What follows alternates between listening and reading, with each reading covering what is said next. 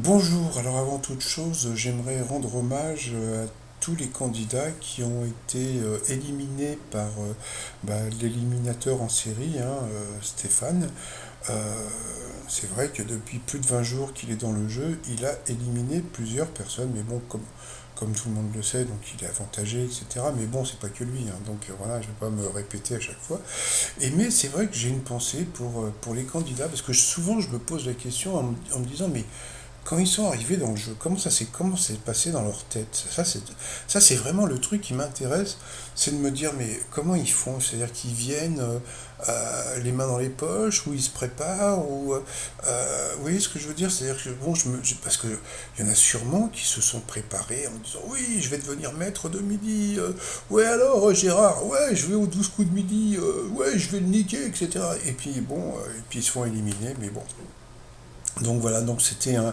Je voudrais vraiment rendre hommage mais surtout aux gens qui se sont préparés, vous voyez, donc parce que bon, j'imagine qu'il y en a qui sont venus juste pour passer à la télé, d'autres qui sont venus pour gagner, et puis qui ont été éliminés injustement, mais on appelait ça la mécanique du jeu. Puis moi, ce qui me fait toujours rire, c'est de voir la tête de Stéphane quand il est pris en duel sur une, et puis bon, comme vous le savez, à 100% maintenant, donc quand vous le prenez en duel, il a toujours des questions de bébé, et sinon, vous avez une question tordue si lui, il vous prend en duel. Allez, une grosse pensée pour les candidats qui nous ont quittés depuis plus de 20 jours, depuis qu'il est maître de midi.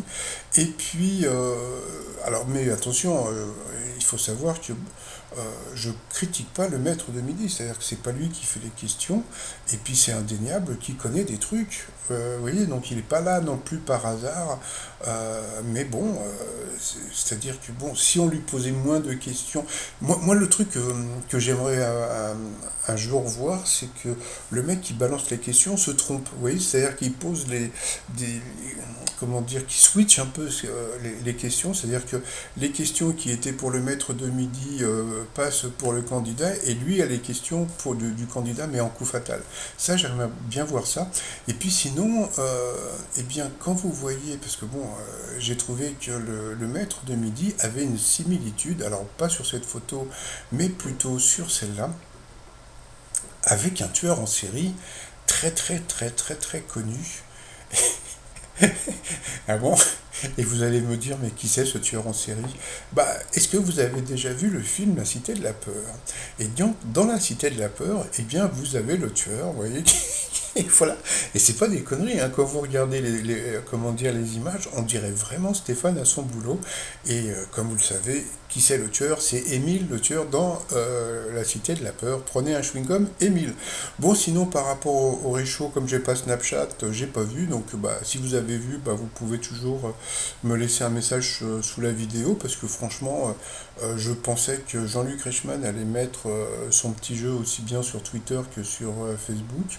Mais bon, comme je sais pas comment ça marche le Snapchat, et puis que j'ai pas envie de le prendre, donc voilà. Donc bon, peut-être que pour m'amuser, je vais faire moi aussi mon Réchaudman. Voilà.